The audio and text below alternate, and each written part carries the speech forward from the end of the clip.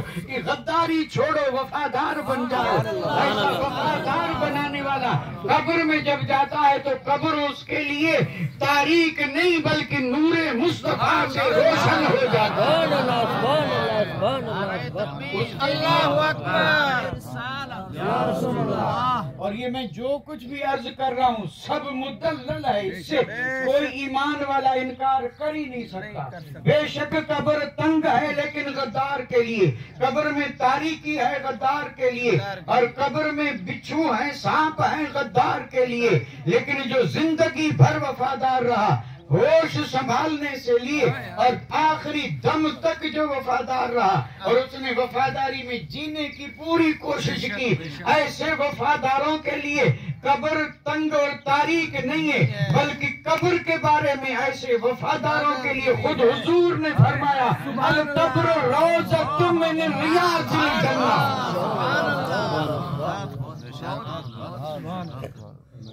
हुजूर ने फरमाया कब्र जन्नत के बागों में से बाग है। लेकिन बाग है किसके लिए? बाग है किसके लिए?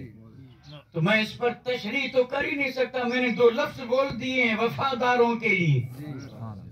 कब्र तंग गद्दारों के लिए, कब्र तारीक गद्दारों के लिए, कब्र में अजाब गद्दारों के लिए, यही कब्र जन्नत का बाग वफादारों के लिए। और अब अगर किसी को देखना हो कि वफादार कौन है, तो जो हुजूर की सुन्नतों पे अमल करे, जो 5 वक्ता नमाज पढ़े, जो रोजाना कुरान पढ़े, जो कुरान पढ़े और पढ़ाए, और जो उम्र भर दीन की खिदमत करे, यही वफादार है। और इस वफादार के लिए इस दुनिया पे महल मकान और ये दुनिया की आसाइशें कोई यानी हैसियत ही नहीं रखती। उसके लिए कब्र में जन्नत के बिस्तर हैं, जन्नत की हवाएं हैं, जन्नत की खुशबू है। तो लफ्ज़ तो मैंने बोल दिए, अल्लाह करे समझ में आ जाए, आमीन, समझ में आ जाए। और ये बात समझाने की नहीं है, समझने की है, समझने की है। यानी सकरात में आसानी किसके लिए? वफादार के लिए। कब्र जन्नत का बाग किसके लिए? वफादार के लिए। और मैं ये लफ्ज़ ले रहा हूं और मुझे मुकम्मल यकीन है कि अगर कोई आदमी अंदर झांके, अंदर झांके, तो खुद अंदर से फैसला हो जाएगा कि मैं कौन हूं। और ये बात मैं माजरत से कह रहा हूं, माजरत से कह रहा हूं, किसी से पूछने की जरूरत नहीं। तन्हाई में हर आदमी कलमा जो पढ़ रहा है, ला इलाहा इल्लल्लाह मुहम्मद रसूलुल्लाह, कलमा पढ़ने वाला आंख बंद करके और फिर अपने अंदर में जरा सा गौर से देखे और अंदर के मुफ्ती से फतवा ले कि मैं वफादार हूँ या गद्दार हूँ। मुझे मुकम्मल यकीन, और मेरे आका ने फरमा दिया है कि मुफ्तियों से पूछने की जरूरत नहीं। तेरा काजी अंदर बैठा है, पूछ ले काजी से कि मैं कौन हूँ, मेरा शुमार गद्दारों में है या वफादारों में है। तो अंदर से एक हुक उठेगी और अंदर से खुद आवाज आएगी कि तेरा शुमार किस में है। अल्लाह गद्दारी से बचाए और हर मोमिन को और हमारे इस मरहूम और मगफूर मौलाना मोहम्मद काजी की तरह अल्लाह सबको वफादार बनाए। मामला साहब वफादारी का है। हम सुन्नत पे उस तरह चलाएं, क्या वफादार हैं? नहीं। हम गैरों के लिबास पहने, क्या वफादार हैं? नहीं। हम अपने नफ्स की हर बात माने, क्या वफादार हैं? नहीं। हम बुराइयों में इतने फंस जाएं कि बुराइयों के चारों तरफ चर्चे होने लगे और हमारी बुराइयां लोगों तक पहुंचे।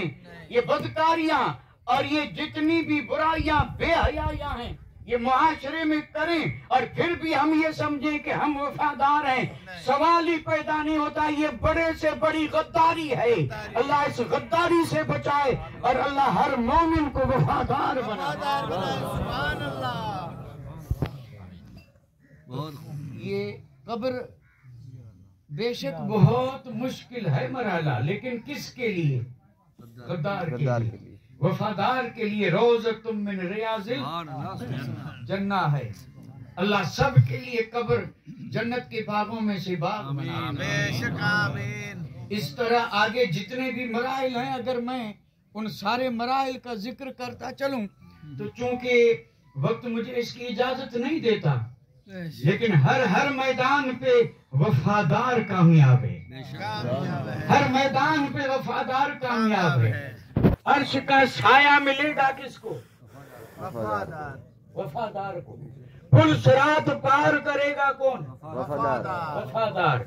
और आखिर में रब का दीदार भी करेगा कौन? वफादार। और जन्नत में जाने का हकदार कौन? वफादार। वफादार। अल्लाह वफा की तौफीक दे। और ये जो ऐसे बुजुर्ग जा रहे हैं, ये मिसाल है वफादारों की। ये हैं वफादार, इसमें कोई शक नहीं। ये जो जा रहे हैं ये वफादार हैं। और कितनी वफा की आप अंदाजा फरमाएं, कितनी वफा की है। इनकी जिंदगी का एक एक लम्हा जो गुजरा है ना, वो किस चीज में? दुनिया में नहीं, दीन के मामले में। और इस दीन के मामले में इनकी जिंदगी गुजरी है। इस पर अगर किसी को सबूत चाहिए तो यहाँ वालों को नहीं, जो दूर से यहाँ आए हैं मैं उन्हें पेश करूंगा। और वो इस चीज की यानी दलील और सबूत पेश करेंगे कि वो भी अपने दुनियावी कामों में रहते थे, और उनके बीच में अगर रात दिन कोई दीन का काम कर रहा था तो मरहूम मगफूर मौलाना मोहम्मद काजी साहब। हकीकत है, ये सबूत है वफा का।